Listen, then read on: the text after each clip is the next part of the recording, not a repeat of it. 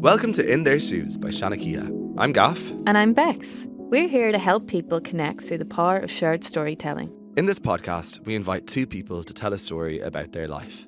Instead of reading their own story, they'll swap and they'll read each other's as if it was their own. After both stories are finished, we will dive into the real questions to be asked, feelings that came up, and more moments that have maybe never been shared before. Come with us as we experience walking in each other's shoes and immersing ourselves in each other's stories.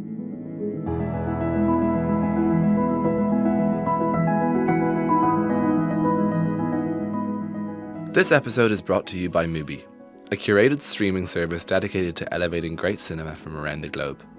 From iconic directors to emerging auteurs, there's always something new to discover. With Mubi, each and every film is hand-selected so you can explore incredible movies, streaming anytime, anywhere. Now streaming in the UK and Ireland, A Single Man, a 2009 film by Tom Ford. This film connects with our theme of past, present and future. We see Colin Firth star as an Englishman professor working in Los Angeles who's finding his way in life and finds it increasingly difficult to face. The series of events and encounters that he occurs over a single day will ultimately lead him to decide whether or not there's a future for him in this world. I absolutely love this movie. It's been ages since I've watched it, and it's just so beautifully done, from the cinematography, from the costumes, from the set. It's very Tom Ford, naturally, as well. And, you know, it is an older movie in the sense that it was filmed in 2009. And, you know, the experience for a queer man, I'd like to think, has changed in LA where this film was shot. But it doesn't mean that a lot of men gay men, straight men, bisexual men and women in general deal with so many different issues that are touched upon in this movie, and relationships are really heavily affected by this man's state of mind and his own battles with his sexuality as well, and his status. And it's just something I think that is very relevant even still today. So if you haven't watched it, I highly recommend giving this one a go. And to stream the best of cinema, you can try Mubi free for 30 days at mubi.com/Seanchoíche. That's mubi.com/SEANCHOICHE for a whole month of great cinema for free.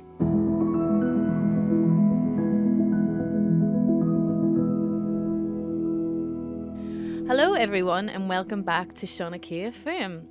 This is our second episode brought to you from the Spotify studios in London, and I'm your host Bex. Sadly, I'm hosting solo today as our baby boy Gaff has had a blast from the past and has gone and caught himself COVID again. It's very 2020 of him to do that. Gaff, we miss you and are thinking of you and hope you're at home tucked up with a cup of tea and being looked after. Speaking of the past, our theme for our stories today will be past, present and future. And we are delighted to have two absolute legends with us to share their stories, Mary and Robbie Lawlor. How are you both today? We're great. Thank you. Yeah? Thanks for having us. First time in London, loving it. Yeah. First time? Ah, wow. Yeah, loving it. Yeah. Wow, okay, you've so much to do Yeah. in the next 2 days you're here for, right? 24 hours, 48 hours. Okay. Yeah. I No told her to sleep. put on our comfy shoes because there's going to be a lot of walking. It's so funny you say that. My mum, so I booked to have her come over to London a couple of years ago now to see Barbara Streisand. And my mum was born here and she hadn't been here since, I don't know, years and years. And she is a smart woman, but the woman will never not wear high heels. So, and That's also kind of iconic though, isn't it? just, but like, to your own detriment, like Of you have course. back issues, you need to work. And she's like, no, I think I'll be all right. It's not the shoes, but she was coming over to London, and I booked for her to come. I was like, I'll meet you, because I was coming from Amsterdam.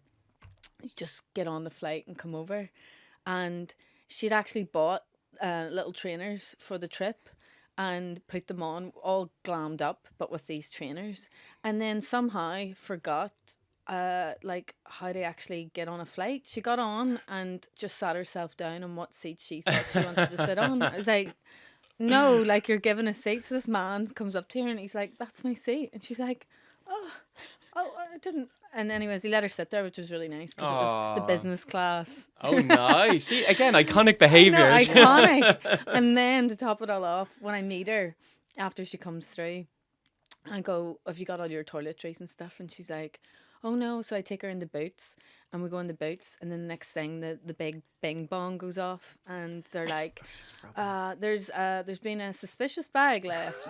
And all these security run over and it's to her bag. She's just left in the middle of the airport on her own, and we were crazed. I was like, my God. you're like, you've had 5, my mum has 5 kids as well. I was like, you're pretty on it, on the ball, but you've just lost all sense of knowing, just being out She of was your out of her environment. comfort zone, Yeah. Quite understandable. Yeah. Yeah. But I'm glad you've got the shoes. You've made I have, yeah. the first. The high heels are for later on. I've learned through Europe with these lads. Yeah. Shoes, yeah. I want to just say that also this is our first time meeting, but I feel like I've met you two already. I've been listening to Pozvib, which is your podcast, and cycling around Amsterdam and crying and laughing at the same time. I actually literally had someone come up to me when I stopped at the traffic lights and offer me a tissue. What? 'Cause Really?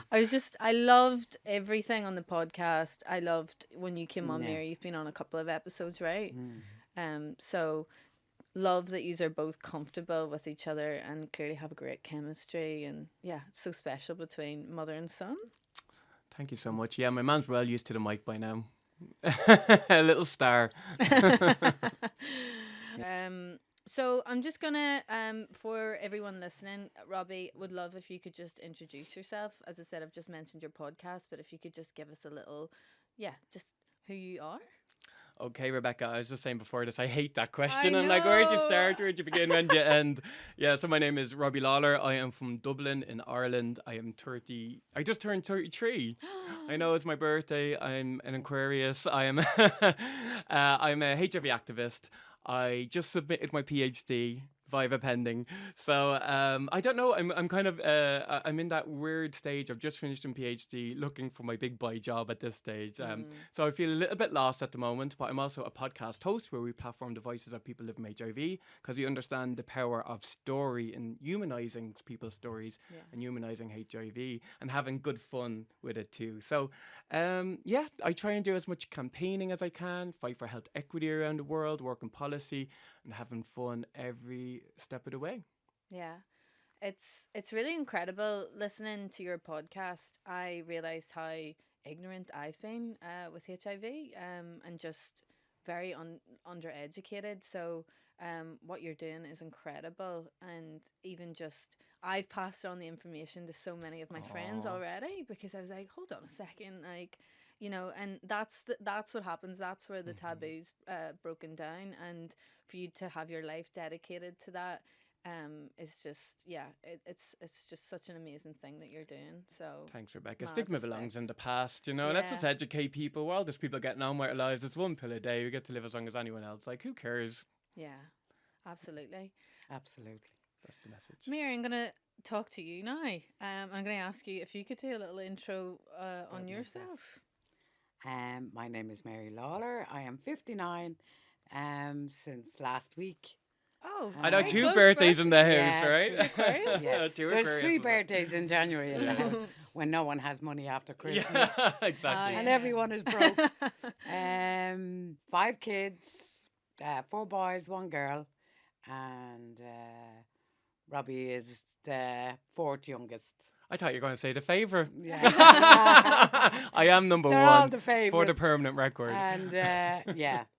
Hi, Mary. How did you feel when Robbie asked you to come on the podcast with him? Well, Robert has a great way of saying things to me, and he goes, wait till I tell you, we're doing a little thing. And he always says this, and you just have to say a few words and you'll be fine. And then it was like the movie How to Tell a Secret, They just want a few words and then you'll be fine. Little did I know that it was going to be all of this, Wait, let's backtrack for the listeners who do not know. If you did not know, we're also Netflix stars. Yeah. We should have led with that. How to Tell a Secret, by the way. Yeah, it's a And, documentary about how people living with HIV navigate disclosure in Ireland. It's a contemporary look at living with HIV, and it's documentary, theatre, film, hybrid. And it's lovely seeing with me and my mum in the kitchen, just talking about how my mum was being my rock since the beginning of my HIV diagnosis. So yeah, it's definitely worth seeing. And my mum so graciously gave her time to be part of the documentary with me. So, yeah, he's great at telling me little things to get me in. Yeah. So you have to just say, yeah, get on with it. Just say, listen, I'll do it. Yeah. Yeah, and the whatever. next thing you have a whole camera crew in your kitchen. Yeah. For the whole day. Yeah. But yeah, listen, you have to do it, don't you? You know. Yeah. I You forced have it to give support and you know, wherever you can, and if it meant a camera crew during COVID, you know, why not? No, About that's myself, yeah. fantastic. I do think that is, to your point earlier about the power of storytelling, is it's so cathartic to just write your story down, and then, I mean, in this whole process as well, I didn't want to tell a story to start. I started Yeah. with the event to Seanchoíche, and Gaff pushed me to do it, but I realized after I told my story and people kept coming up to me to talk about it that it wasn't about me. It was people needed it for them, and that's why we share stories. It's never about us. I mean, we get that cathartic experience, but it's so beyond us, you know. Absolutely, yeah. yeah. Absolutely, 100% behind that, yeah. And to remind everyone that's listening to this, because I'm sure everyone's down for us to get into the stories and crack on, but the way that we do this is that Mary will read Robbie's story and Robbie will read Mary's story. So they walk in each other's shoes and are able to live that as much as possible. And so that's the whole process here, is being able to connect and show the power of storytelling, but also then, you know, connect on a different level. And given that you are mother and son, I think it's even more powerful, you know.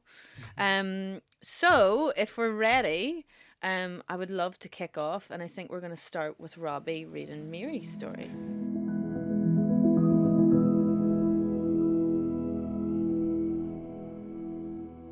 In 1975, at the age of 10, I was living in a residential care institution called On Green On Training Centre with 21 other young girls from all walks of life.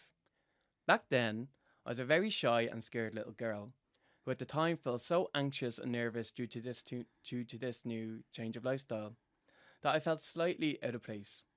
Definitely out of my comfort zone. You see, On Greenan was an institution that was under Catholic ruling, meaning it was basically led by nuns.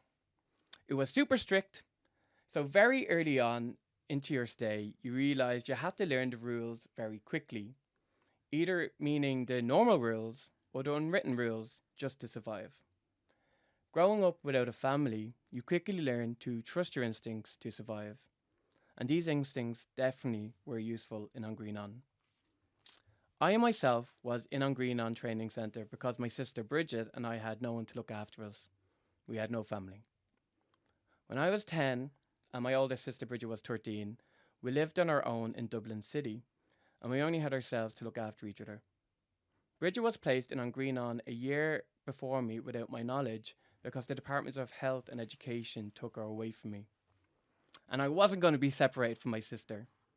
So I found out where my sister was by first going to a Garda station on my own at the age of 10 and asked where she was. The guard said that she might have been put into a few different homes within the local area that she was picked up from. So I knocked on the door of all the different institutions that they said, and I finally knocked on the door of On Green On at the age of 10 on my own. Is my big sister here? I asked a big scary nun who answered the door. Me, a little thing, I was absolutely terrified. But they said my sister was there, thankfully.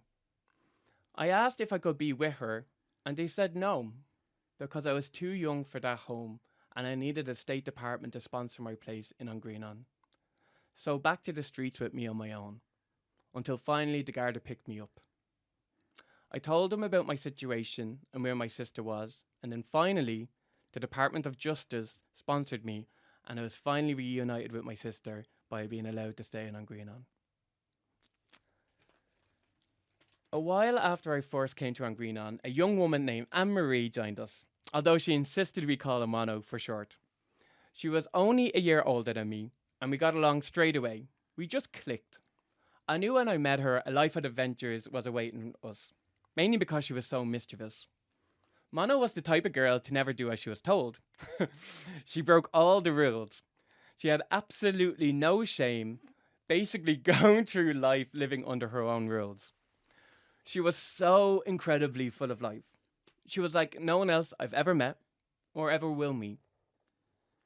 I still don't know if that's a good or a bad thing, to be honest. I remember one time she snuck into my room and stole my coat, the only coat I ever owned, which of course was part of her master plan to run away from Greenon and quote unquote never return, only to be brought back 2 hours later by the police. The second time she escaped, she returned after 2 days. I'll never forget it. She called over all the girls, including myself, and said to us, "Look what I got for you all." She placed in each of our hands a holy medal, which of course we were all delighted with. Not even 3 hours later, one of the nuns came back demanding we all hand back the medals. The nun then informed us that Mono sneakily robbed all the medals from a holy caravan, leading to a police investigation. One of the punishments the nuns used to use on the girls was isolation. It's the absolute worst thing you could have done to Mono. She was made to eat and sleep by herself and not allowed to speak at all. It was a really, really awful punishment. One of the many times when Mono was put under isolation, I was asleep in bed and I heard some scratching noises from the cubicle beside me. "Hello, wee Mary." I got the fright of my life. Just hearing that, I can hear her say that. I got the fright of my life. It was Mono cutting a hole in the wall with a knife between us so we could chat, make plans, and pass food to each other without being caught. You see, I was the goody two-shoes, and she was always the devil on my shoulder. She used to call me the rat because I used to tell the nuns on her all the time. Although I never felt really bad about it because she used to always steal my diary all the time just to see if I ever wrote about her. Mono was like a breath of fresh air. She never took anything seriously, which truthfully is the most refreshing thing in the world full of crazy. As Mono and I grew closer, she would bring me to her parents' house for Sunday dinner, and we'd go on a drive for the sole purpose of getting ice creams. You see, Mono's parents were elderly. They couldn't control her. She wouldn't even go to school, which was partly the reason why Mono was sent to Greenon. I left Greenon in 1981. I was 16 years old. I had a good job lined up for me and a bedsit. Other than that, I had no idea how life worked outside of Greenon because when you're in there, every minute of every day is planned. What time we ate, what time we got up in the morning, what time we went to sleep at night. Every single activity was strictly scheduled. So to go from a life that was quite literally written down for you to such an independent lifestyle was in some ways a huge shock. I was 16 in a world I didn't quite understand yet. A year later, Mono joined me across the road in her own bedsit. Having her so close was a blessing, although if you asked me back then, I would have said it was probably a curse. I continued my everyday life, working, earning a living, and providing food for myself. Mono, however, had different plans. She would take it upon herself to climb through my bathroom window just to steal money from my electric meter and eat my food. She, of course, found it hilarious, while me, not so much. Although I could never quite stay mad at her for too long. You see, Mono had this quality about her that gave her this ability to charm her way out of any possible situation, because she either made you laugh so much, which ultimately just made you forget the point in the first place, or she listed out every reason why what she did was so justifiable. And it worked on almost everyone, and on occasion myself. But as the years quickly passed by, relationships and friendships came and went, but Mono continued to remain the only constant in my life. She was there through life's hardships and troubles, but not only for me, but for my 5 children as well. Life as a young single mom of 5 children wasn't easy. But Mono, on her own accord, carries some responsibility, helping me raise my kids in any way that she could. They all called her Auntie Mono. They adored and loved her from the moment they were born. They would run to her with questions, or if they were ever in trouble, their instant reaction would be to run to Mono for her support. She was their shield for many things in life, and I guess in many ways, she was also mine. I remember one time I rang her after my TV had broken, and in a house full of kids, the TV was the only thing that kept them occupied, shut them up and out of my hair really. She told me that she'd be over soon. Not even 40 minutes later, I get a knock at the door and see Mono standing there with a smile on her face holding a brand new 30-inch TV. When I asked her where on earth she got the TV from, she playfully nudged me in the ribs, gave me a wink and said, "I know someone with a van from Power City, Mary." That was enough questions asked. She was a real lifesaver and probably a criminal. That was my addendum. A good criminal. A good one. A good one. She's the Robin Hood of our times. One of the most important things in her life was family. Blood didn't matter. If Mono considered you family, you were family. You could feel it, her love, I mean. It poured out of her the moment she walked into her room. She was full of it. And it's just a prime example of one of her most amazing qualities. Time went by, and suddenly 20 years had passed, and to no surprise, nothing had changed between us. What I mean by that is even though we were in our 50s, when we were together, we still joked and giggled and laughed and cried as if we were still teenagers. Although our lives were moving on, and we both went on to have different adventures, but we always found our way back to one another. My children were now adults leading their own paths, college, jobs, and kids of their own. As of right now, I have 7 grandchildren, and in some way, I feel like it's the universe's way of compensating me for growing older as they keep me young. Mono's love for my family didn't stop with my kids. It lingered throughout the next generations. She loved them all equally. I find it funny how day by day, nothing changes, but when you look back, everything is different. I took it upon myself as I got older to start taking my health more seriously. I quit smoking and walked as often as I could. And as my health was increasing, Mono's was declining. She had a sudden heart attack at the age of 55, which of course was a shock to everyone around her. We really were all just submerged with this fear of the unknown. Luckily, she was stubborn enough to survive. She was advised to completely change her lifestyle, meaning less alcohol, healthy eating, and to quit smoking, which just so happened to be some of Mono's favourite things. Staying true to Mono, she of course didn't listen to literally any of the authority or things that was said to her, even though quite literally it was a case of life or death.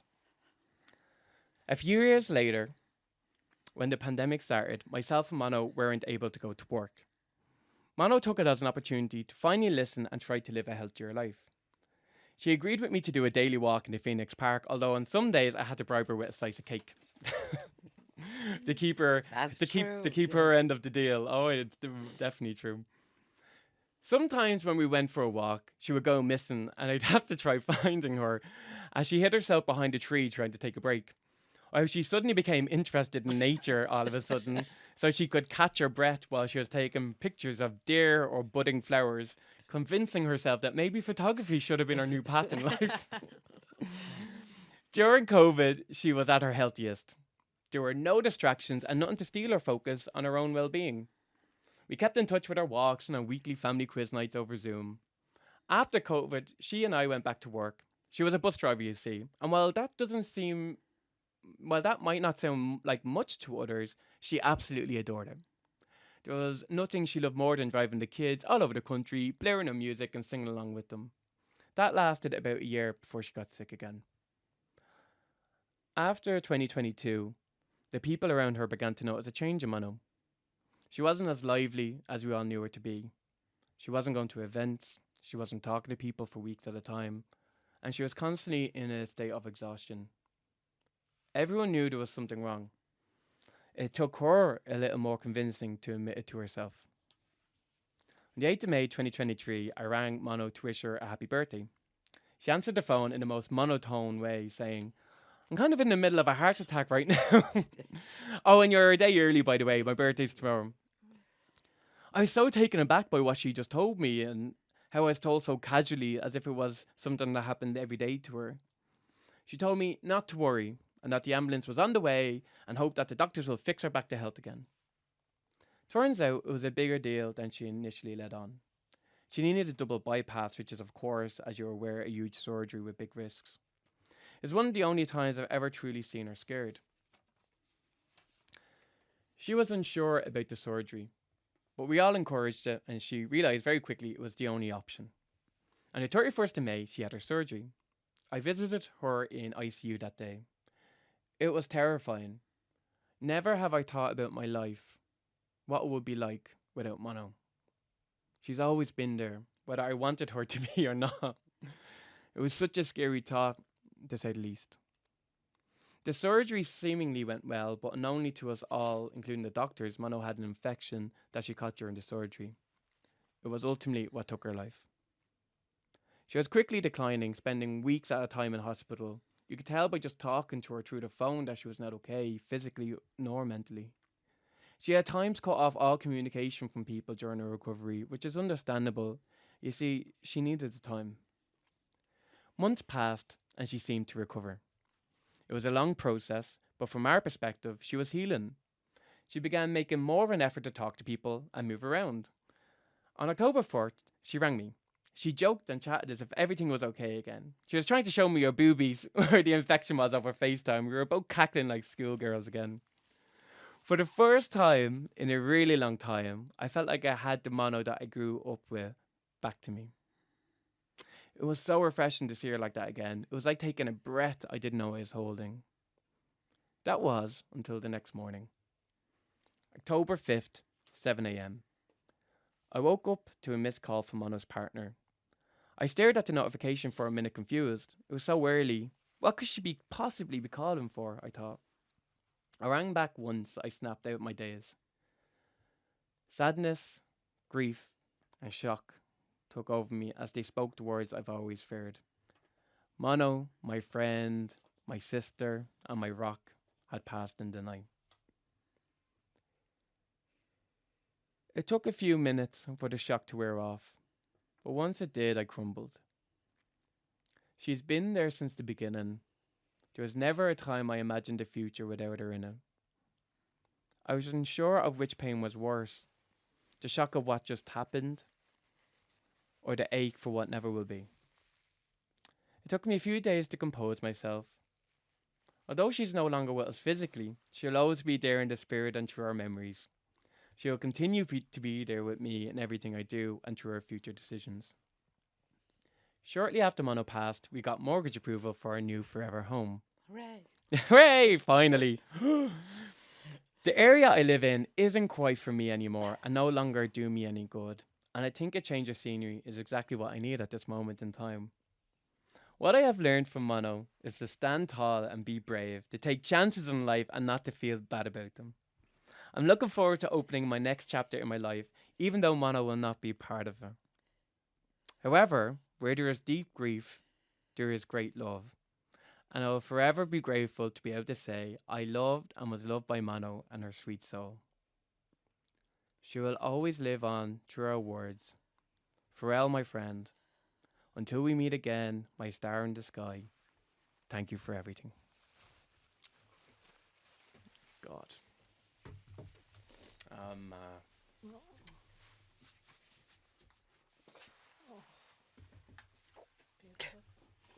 You read that beautifully, by the way. Really did. Ugh.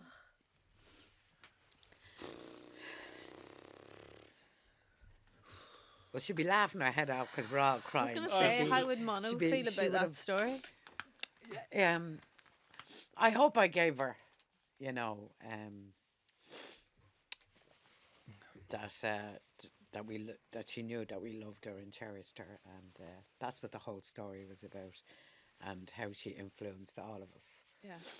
by our free lifestyle, But yeah, she went too soon. But Yeah. How old was she? she was 59. Funny. She got a double bypass, but Yeah. It's shocking. When I read this story initially, it really reminded me of my auntie. really, Like the personality, the sort of, the like carefree. just carefree, yeah. does what she wants, like, and just full of life. And she over COVID passed at 59. Yeah, yeah, I'm so sorry to Yeah. hear that. yeah. Thank you. But honestly, reading it was just like I just pictured my auntie. So Isn't that it's, yeah. it's a great way. She's living through that as well. yeah, You that's what I know. mean. Like it's such a tragic story, but so incredible and so relatable in so many different ways. Like even the friendship, you know, first of all, then you go to your own friends and like those amazing best friends that you have, and for you to say you never thought of life without her, I was like, shit, I've never thought about life without my best friends either. That idea is just like something you don't want to touch. Well, she's the one that you would ring, and you know, if you had a problem, and she'd say, they're not going to pay your bills, so don't mind them.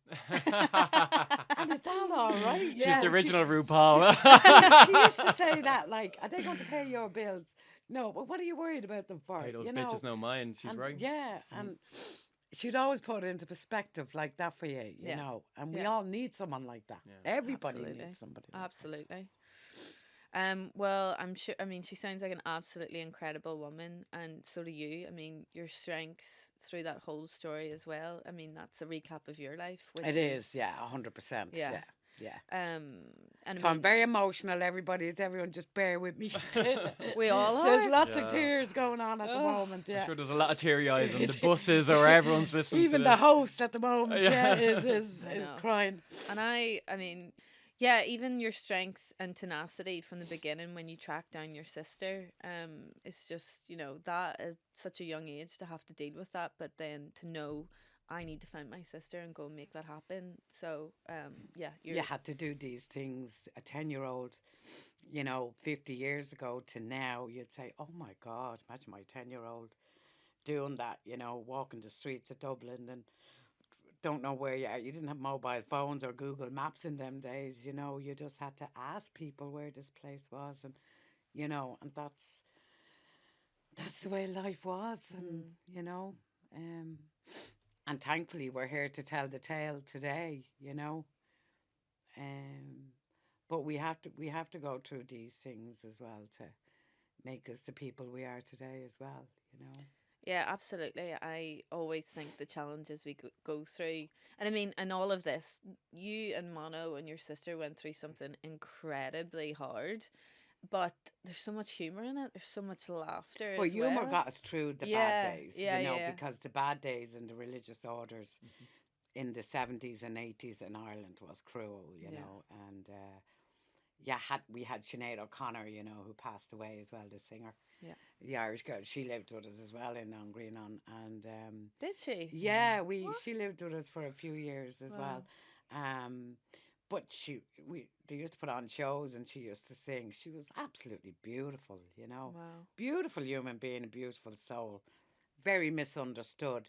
But so was the 21 other girls that lived in Greenon were all misunderstood from all walks of life as well, you know.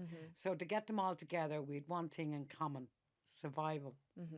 So laughter was a massive part of that to get you through the day, and Mono was that. You know, she was that. Yeah, I loved just some of the stories about her there. And they're only minor little ones. They're the ones that are in consumption. Okay, for consumption. There's someone of I couldn't put on paper. I will love to hear that later. Please. That'll be another one. Yeah. We could do a whole season on Mono. Oh, she'd love that. Mary, if you had any advice for people that are going through grief now. Oh God, I'm still going through it. Listen, everyone is different. Talk. Don't be quiet about it. People live when you talk about them. Always, always talk about them. And you will keep them alive as long as you talk about them. So don't be afraid. Just pick up the phone. Sit down and have a cup of tea. Doesn't matter where they are. Talk. Yeah. Talk doesn't cost anything. Thank you so much for sharing your story, Mono. Like, I'm sure everyone listens. I feel like I know Mono. You know, and it's that. Isn't that lovely? Yeah, you she know? will just continue on, you know, as this legend. Yeah. It's just an absolute pleasure to hear. It's lovely to actually be able to do it as well for her, you know. So thank you. Yeah. Thank you so much, Mary. And now I'm going to ask you to read Robbie's story.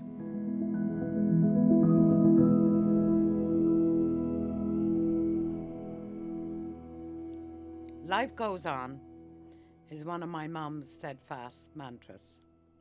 It is a simple yet profound philosophy.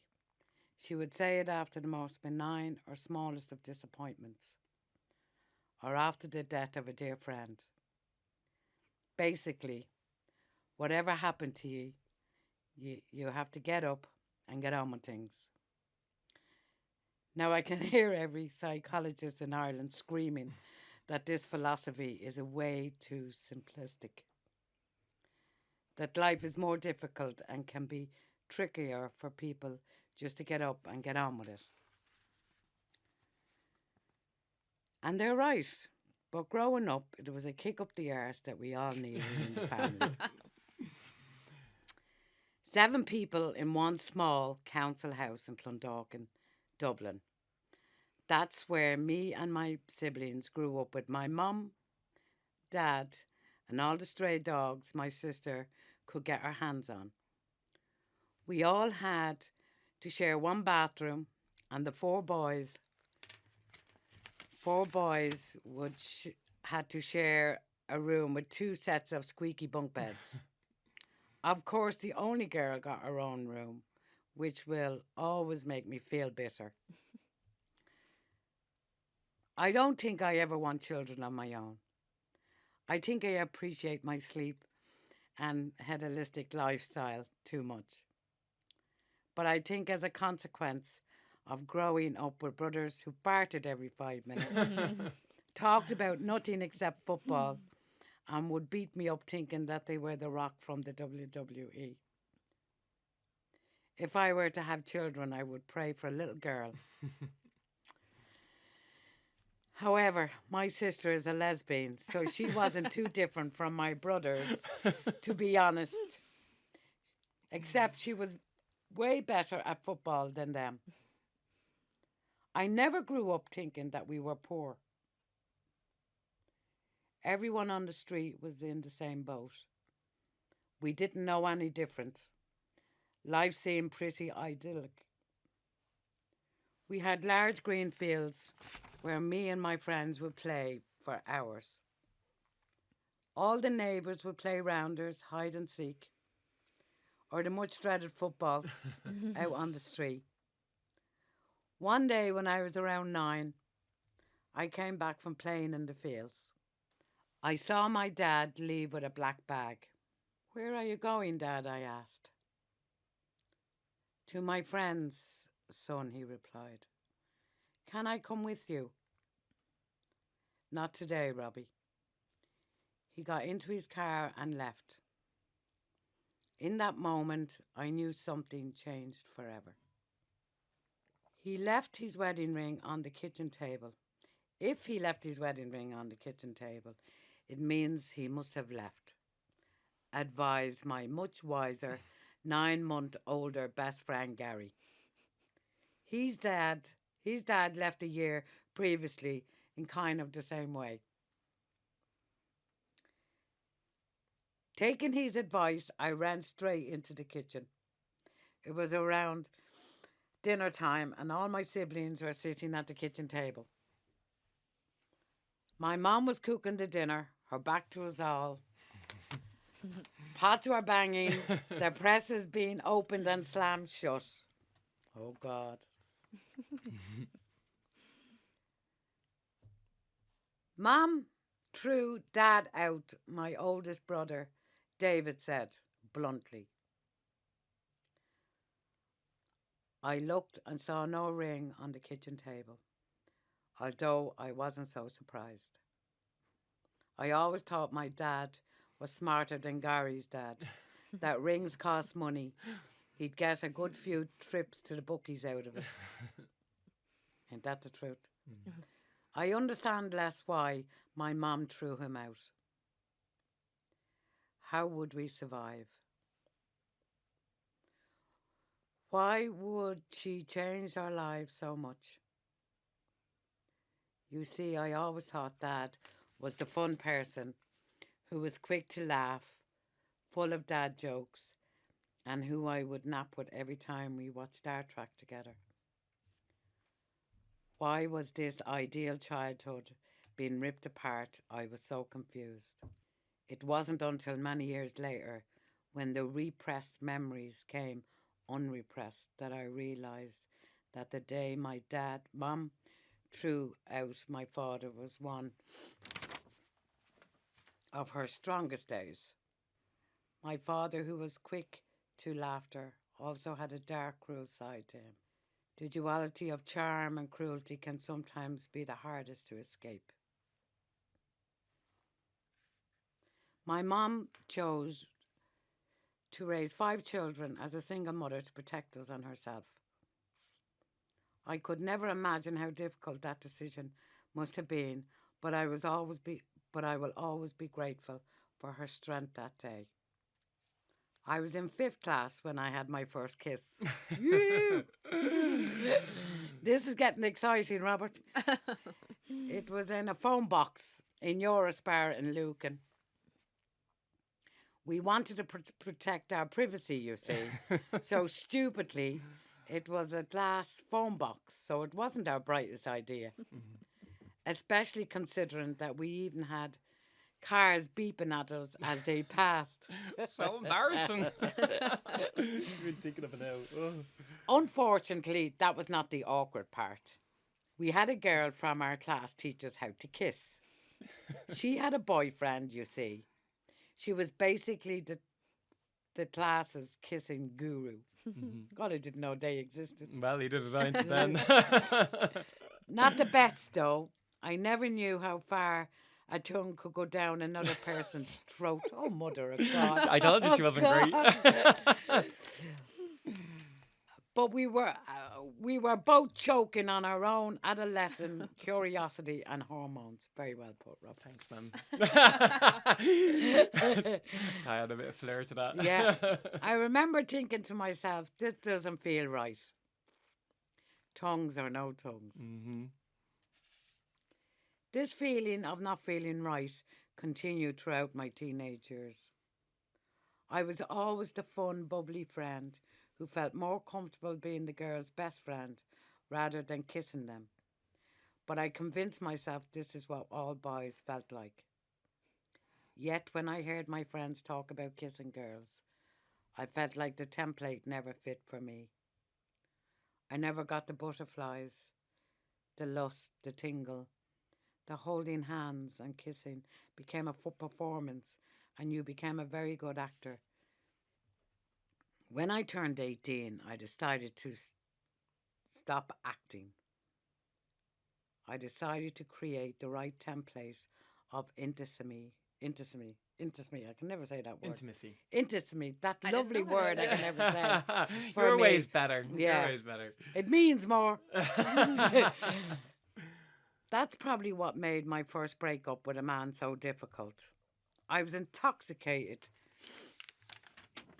with the righteousness of it all, as if I had so much to catch up on since 5th class. Less tongue, thankfully, but also less hand-holding in the streets, sadly, for our safety. Yet a huge sense of self-acceptance. Finally, now I could begin to understand my teenage friends. And then we broke up. I remembered the day after we broke up, and I looked at my mum and I said, I don't know how he could have done that to me. At that time, it felt as if he stole this new feeling of understanding myself, my place in the world. I truly felt as if I could never feel this way again. I'll kill him. I'll fucking kill him if I get my hands on him, said my ma. Oh, absolutely. She couldn't even help herself. My boy. I will kill him, says my mum. But you're young. Robbie. You'll get on with it and be happy again in no time. Life goes on, Robbie. And it did. Your immune system isn't great. We need to start medication straight away. You can't get a residency visa to Australia. Be careful who you tell. Because once it's out, you can't take it back. I was in the clinic.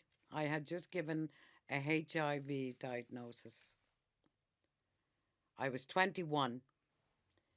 Can we call any of your friends or family to come in and get you? My mum came straight away.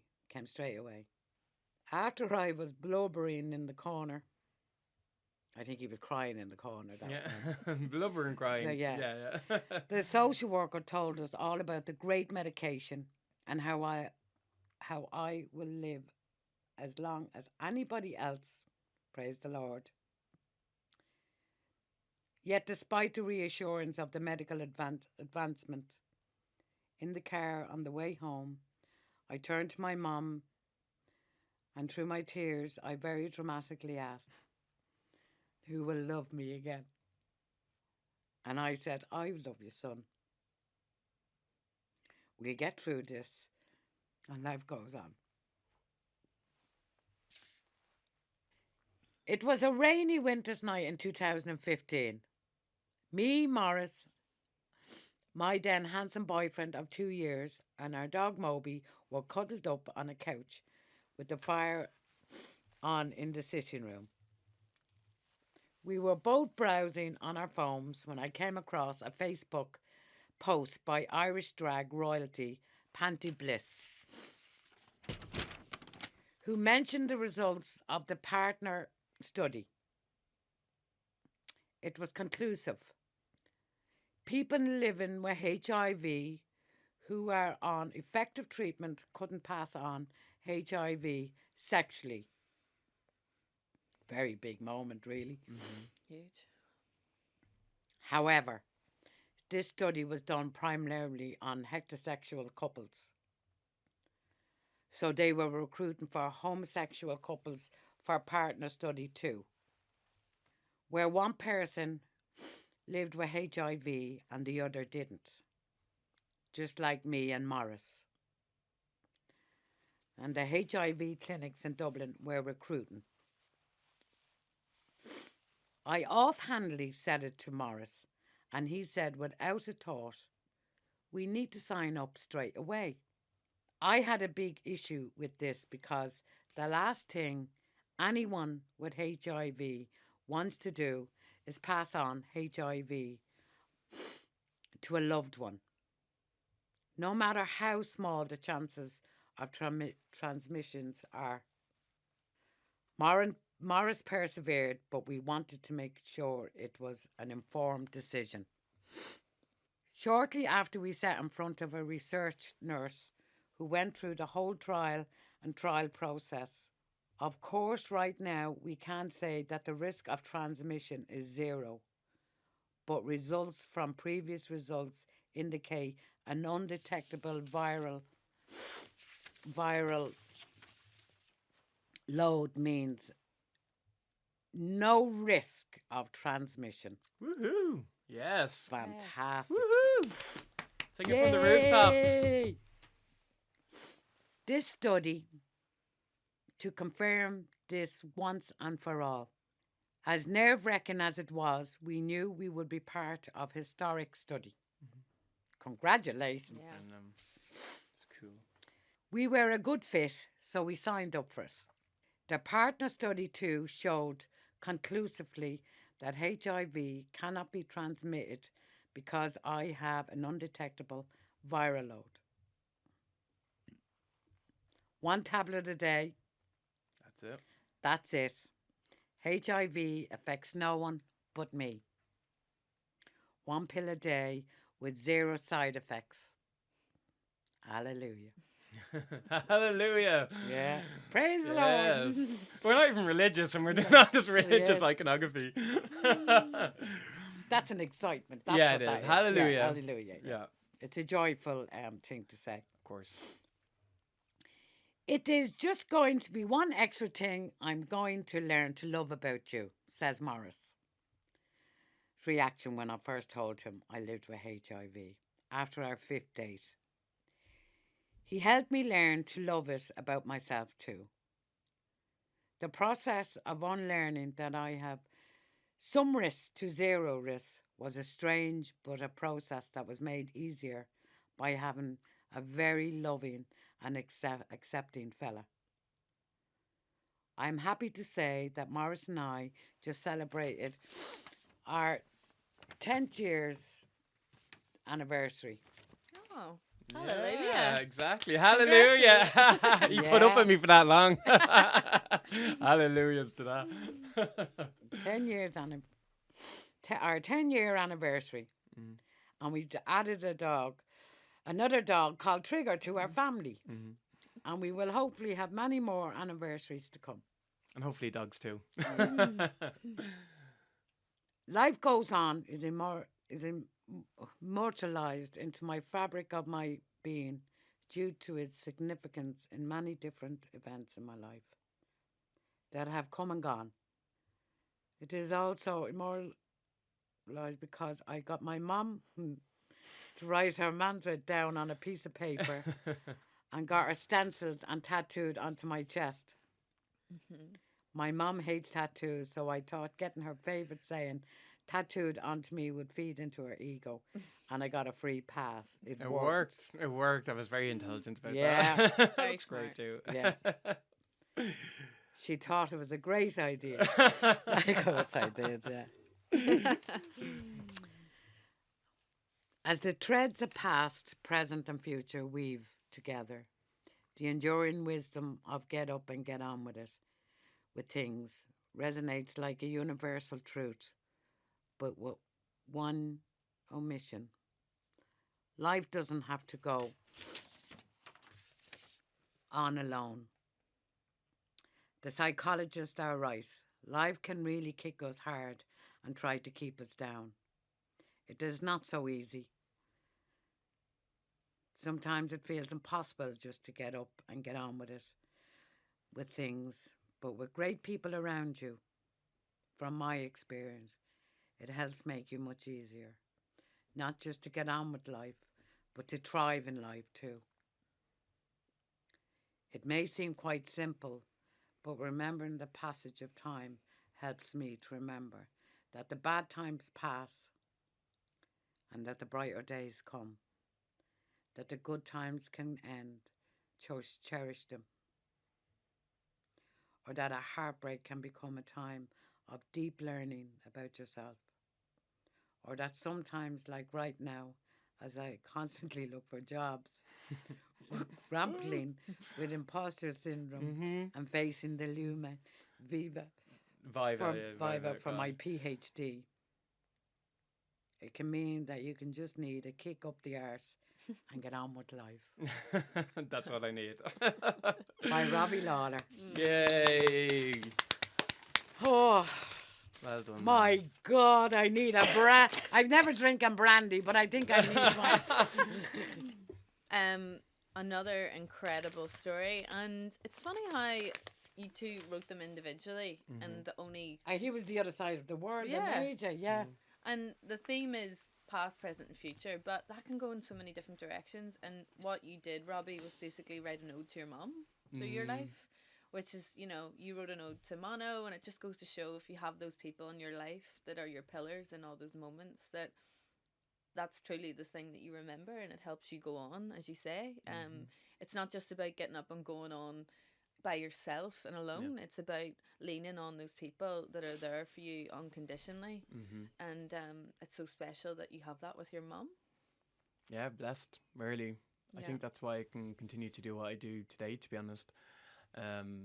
It's because I've learned so many attributes to my mum. You're right, this is kind of a love letter to her and to Morris and all the great people around me that make me feel strong, and things that should have felt like it knocked me down or made me feel bad about myself, a low self-esteem, actually didn't. It's one thing that I learned to love about myself, and that I wanted to share with others then. So writing this was quite interesting because, as I was saying, I kind of wanted to think about key memories about who I am today, but really it's about the key people in my life, about what made me who I am today, or key people in those key moments.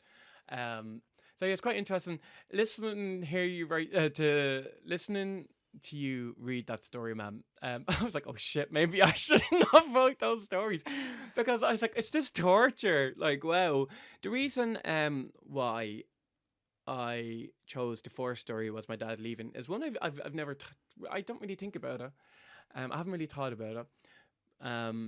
But it is one of those moments in my life that I was like, it's one decision that I couldn't even imagine being in my mom's situation for. Like many of them, hearing her story, right? But choosing to have to raise 5 kids on her own, because my dad was quite a present dad. Like, he helped us. He brought us to the playground, brought us to cinema. So it was very hard to have a present father while my mum was doing all the work and trying to bring the money into the house. Then to decide, actually, the house is safer and I'm going to do this for the kids and for myself. Like, what that must have taken is just phenomenal strength. And I think I've gathered a lot of that attributes just from doing that. But it also kind of makes you think that at the time I was so confused, but it's only on reflection that I see the strength in that. And I didn't want to see this reflection when my mum passed away. And I took it for granted and I never thanked her for that amazing strength and what she'd done for me and my siblings and for herself. And ultimately we became a much happier family because of it. So yeah, it was. I thought it was really one important thing for me to write and for us to kind of share, I suppose. And it's also very good to hear it from, because as a mum, you wouldn't ask the children them questions. Yeah, totally. So it is nice to hear it from their perspective as well. And it's hard for me to hear what they feel, or that I've destroyed their lives, that they thought at the time. Yeah. I never thought that at the time. I was destroying my life. How was I going to cope? This was all there. But priority, children come with priority in your life. And, so it is good to hear it from another angle as well. How did it feel to read it? Very emotional. Kind of like a black memory, dark road that you... But listen, I just give myself a little talk to and say, Mary, now come on. It's in the past and you have to, deal with it. And and when you're in that moment, you don't think like that. You'd say, I get through today, and you don't think about tomorrow. You just worry about today and how to feed them, and that's get through today. Tomorrow's completely different. It's almost like that's what you had to do since you were a child. Oh, isn't it? 100%. Day by And I day. was very good at that, That's get through today. But I think that's with anything, is any situation. If we can get just through, if you give up cigarettes, the first hour, anyone will, the first hour, and if you can get through the second hour, that's exactly. Step at a time. Yeah. One little step. Yeah.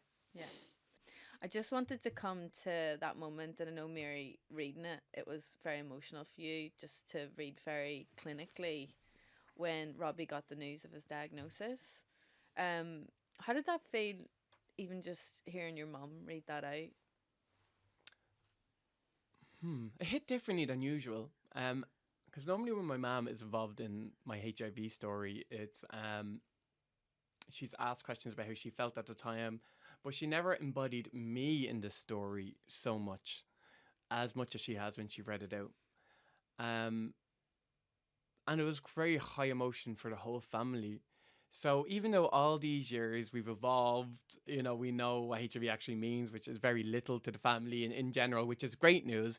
But reading it back, it just brings you back to that moment. Yeah. And when I think back on it, I think of a different thing. But when I see what my mum got upset about, it kind of reminds me that my diagnosis wasn't just affected me at the time, it was how my mum worried about my health or my future, and how that may have impacted people around me. So it's quite interesting to think of HIV, because when I do talk about HIV, I always try and make the emphasize the HIV affects no one but me. It's very individual.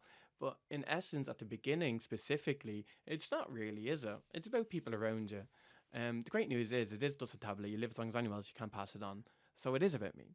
But there's a lot of emotional baggage that comes with it initially. And I suppose people who are a shoulder to cry on have to take on a lot of your pain, a lot of your anguish. And I imagine from a mother's point of view, that must be very difficult. And it was quite difficult.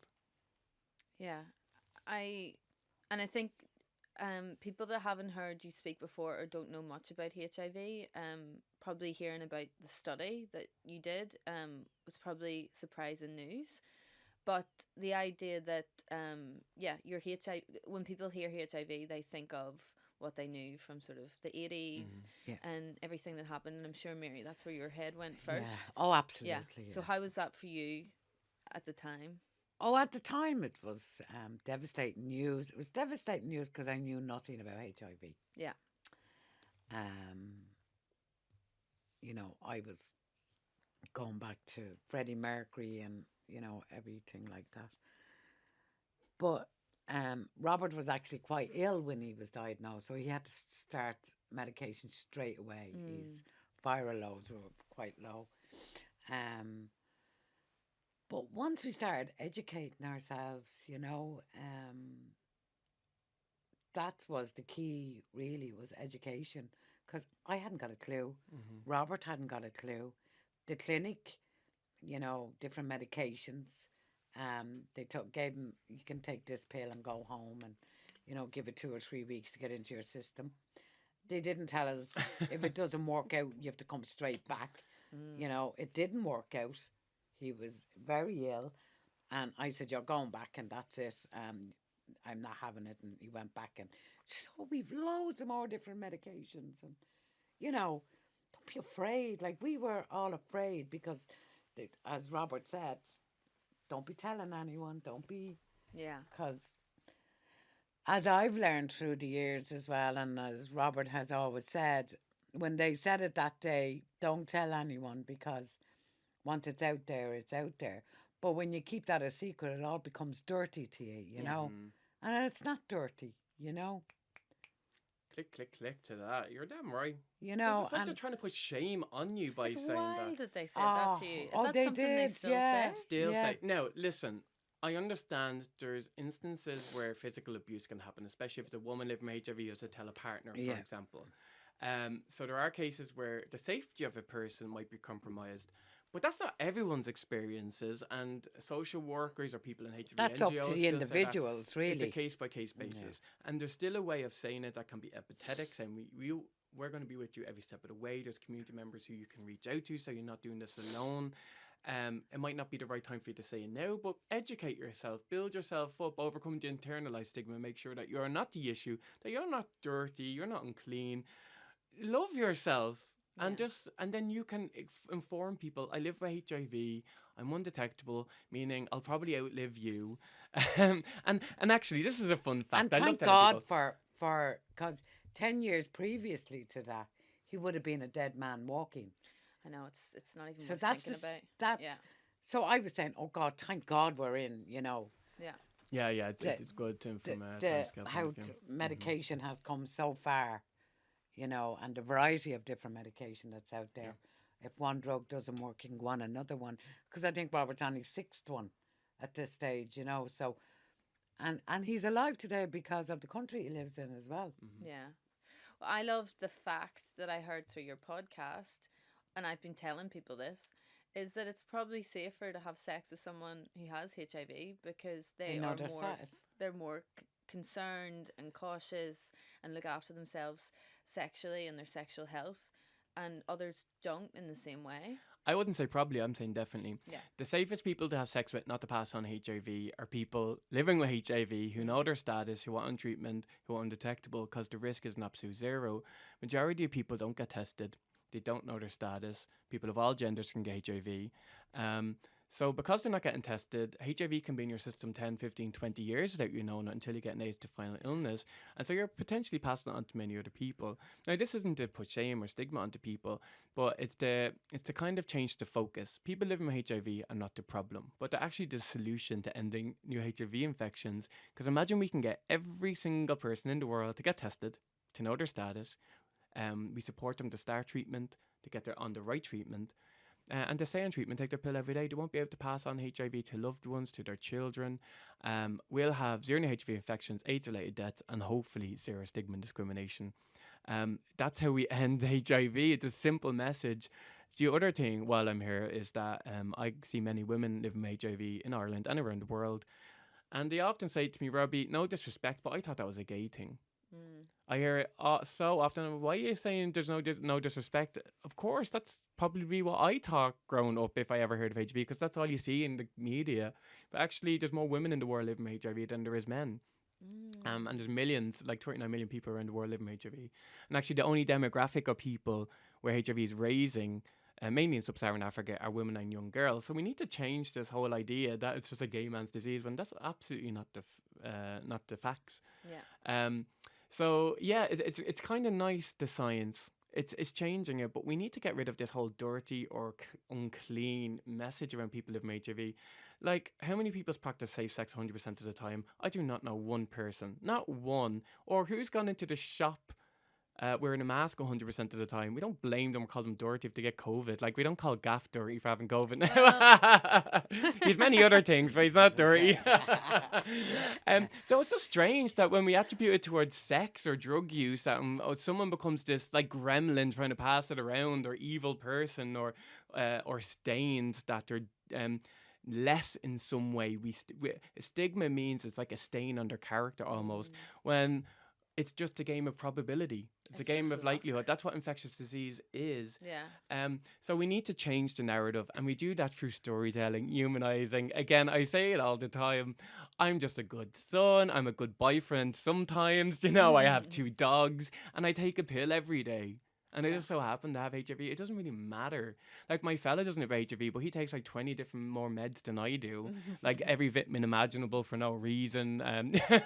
So it's almost just like who makes us better? Like, he's a celiac. He can't eat gluten. Like, I don't call him dirty or unclean. I wouldn't spit in him on a date and walk out. So it's kind of like, why do we attribute so much negativity around HIV? Or why did I feel so bad about myself when I got diagnosed with HIV?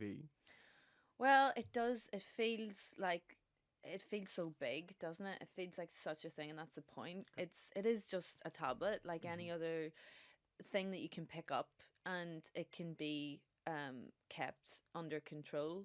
But it's the lack of education. Yeah. And I think it's great that also, Mary, that you were there, that you felt that you could ring your mum, because that's not a usual, even though it should be really normal, but normal situation, that you would feel open enough to do that with your mum. So again, I think that's a good lesson or example. The same thing you said earlier about going on the show with Robbie, but for parents to see, it's not just the child in the situation, it's the parent and how they deal with it, and that it's better to be there and support them and educate yourself. Yeah, absolutely. And sometimes as well, I do hear a lot of people with HIV or all that, and said, no, I wouldn't tell my parents this. And why not tell them? Let them know and see what happens.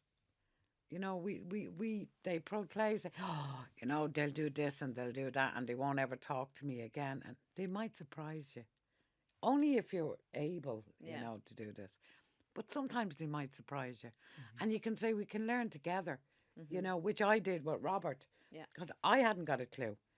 And his health became he was very thin. He needed to go on to be fed and cooked for, and it's my favorite part of recovery. Yeah, so you just need to learn these things together, and you do build up a relationship like that again, so speak to them, or an aunt, a grandmother, a parent, a best mate. It doesn't have to be, you're not on your own. Yeah. There's loads of groups now that you can,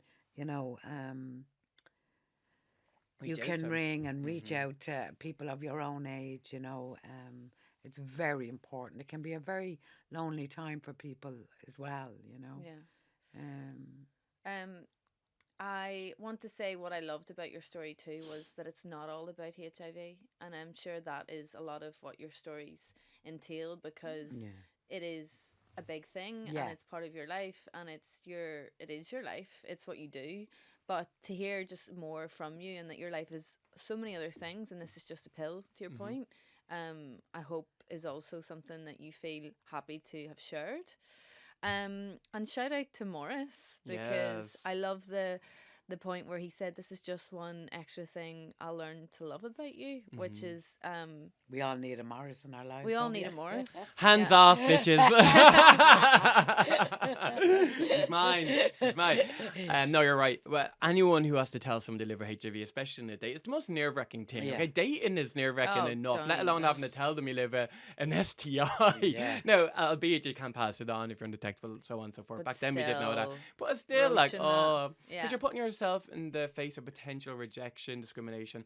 But Morris was great. He was great. And most people are sound. You always get the bad eggs. I always say HIV is a great filtration system, because if you get people who can't understand it, say you call you all the bad things in the world, you saved yourself 10 extra dates with that asshole, basically, who doesn't have empathy, understanding, willingness to educate themselves. I had a 5-date rule because I just wanted to humanize Robbie rather than telling them on the first date. So they were like, oh, it's just an extra part of you. Like it works generally. So yeah, Morris is great. Be more like Morris. I think if there's a common thread between me and my mams, is that I always say I don't live with HIV, I thrive for HIV. And I think they get up and got on with it, even though when life kind of knocks us down all through life, and with the passage of time, you know, it can kind of feel like, will this ever end? Can I ever be happy again? Well, the thing is, you know, you just have to get through day by day. It really does get better when you have good people around, when you're willing to open up and be vulnerable, and to understand, you know, that you can really have a good life. You just have to stick with the difficult things. Don't do anything isolated, because that's the worst. Don't hide yourself away from the world. You deserve to be loved. Life Don't is mind them. live to be. You live life to thrive. You live life to thrive, and that's. And we've only one of them. That's it. That's it. Well, honestly, can you two adopt me? Yeah. I just wanna continue more homes, this. the better. Honestly, Yeah. I really want to continue this. It's been so incredible. Thanks for having us. No, thank you for sharing such amazing stories. You are a credit to. It's like a counselling yourselves. session. No Ah, more well, there you crying go. today. No, Yeah, that's it. There is. For a year, you Yeah, reach will your you help quota. me? Yeah. No, it's been an absolute pleasure, and I want to hear so many more stories about mono. I want to hear so many more stories you didn't want to share in front of me. I want to hear it all, and I'm just absolutely overwhelmed with you two, and think you're just the best. And what a family! What a family! Thank you. Thanks so much, Rebekah. Welcome start to the crying Lawlor again. family. Okay, thank you. Thank you. Thank you. Bye.